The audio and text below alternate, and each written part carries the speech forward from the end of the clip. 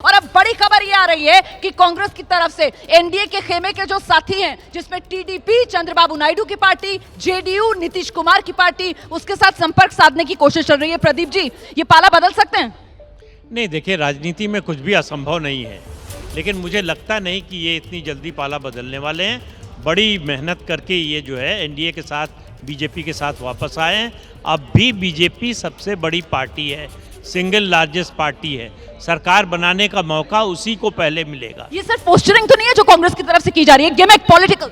ये ज़रूर बिल्कुल और प्रेशर की टैक्टिक्स है। पर देखिए, अगर आप देखें टीडीपी से रेवंत रेड्डी के बड़े अच्छे संबंध हैं। पिछली बार जो इनका तालमेल हुआ था उसमें वो बड़ी बात है। लेकिन मैं आपको एक बहुत रोचक जो रुझान बता रहा हूँ वो है बहरामपुर से। बहरामपुर से अधीर रंजन चौधरी चुनाव लड़ रहे हैं। ममता बनर्जी को बिल्कुल पसंद नहीं है, तीसरे स्थान पर खिसक गए थे। लेकिन ताज़ा स्थिति यह है कि यूसुफ पठान जो कि टीएमसी से चुनाव लड़ रहे हैं, फिलहाल करीब 10,000 वोटों से लीड कर रहे हैं। 99 से लगातार बहरामपुर सीट अधीर रंजन चौधरी कांग्रेस के लिए जीत रहे हैं। लेकिन इस बीच जो बड़ी खबर है जिस पर हम चर्चा कर रहे हैं, वो खबर यह है कि कांग्रेस की तरफ से टीडीपी और जेडीयू, ये दो दल ऐसे हैं जिनके साथ संपर्क साधने की खबर सामने आ रही है। और बड़ा सवाल यही है कि क्या ये पार्टियां पाला बदल सकती हैं? देखिए, टीडीपी और जेडीयू दोनों नई एंट्री हैं इस समय फिलहाल एनडीए में।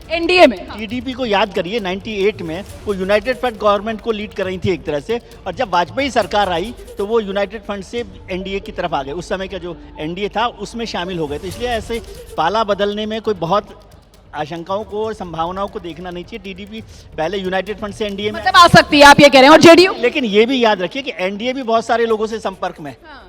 ठीक है, तो मतलब खेला दोनों तरफ से होगा। हाँ, ये तो देखिए, कुछ पार्टियां ऐसी होती है जो अपने बेसिक डोमेन को, अपने मूल समर्थन को साथ रख के फिर अपना मौका तलाशती हैं। इसके मास्टर हैं नीतीश कुमार, इसके बहुत पुराने मास्टर हैं चंद्रबाबू नायडू। हो सकता है 20-25 साल पहले जो उनका समय आया था प्रधानमंत्री डिसाइड करवाने का, इस बार वापस आ जाए। राजनीति में कुछ भी हो सकता है, लेकिन कुछ पार्टियों के नेताओं का स्वभाव होता है कि वो मौका और माहौल देख के शिफ्ट कर सकते। मौका माहौल रुमाना, अगर इंडिया गठबंधन का नंबर 272 से ऊपर आता तभी उनकी सरकार बनने की संभावना होगी, क्योंकि राष्ट्रपति आमतौर पर सिंगल लार्जेस्ट पार्टी को वोट के लिए बुलाएंगी और सिंगल लार्जेस्ट पार्टी बीजेपी ही आएगी। बिल्कुल, बीजेपी अभी सिंगल लार्जेस्ट पार्टी, इस वक्त के रुझानों नतीजों के हिसाब से सबसे बड़ी पार्टी। 24 चुनाव में इस समय बीजेपी है। 242 सीटें बीजेपी के खाते में आप देख रहे हैं जाती हुई नजर आ रही हैं। कांग्रेस जो है 93 सीटों के साथ बहुत पीछे बीजेपी के मुकाबले में। और ऐसे में सरकार बनाने का न्योता आप जानते हैं जो सबसे बड़ा दल होता है उसी को दिया जाता है।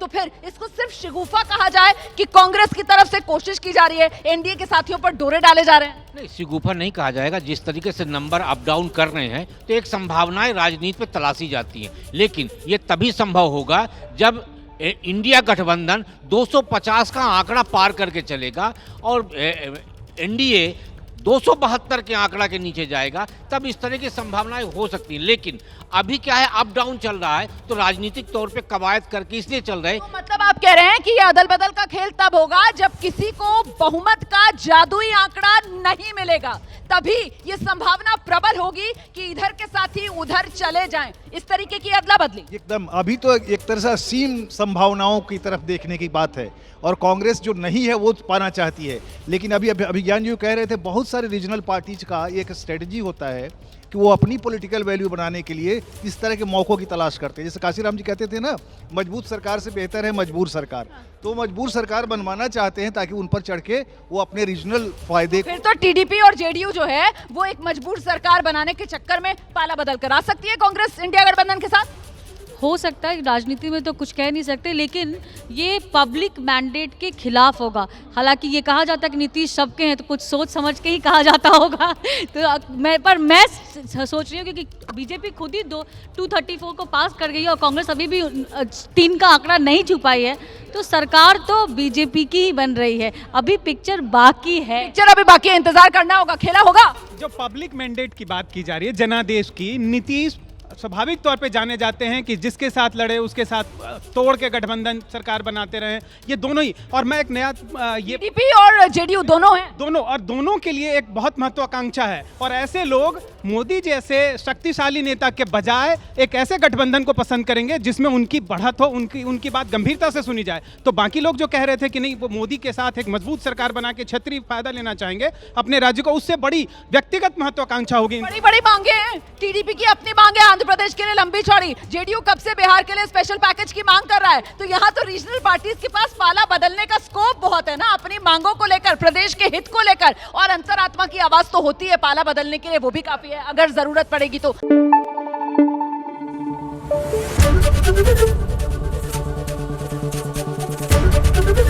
एबीपी न्यूज आपको रखे आगे।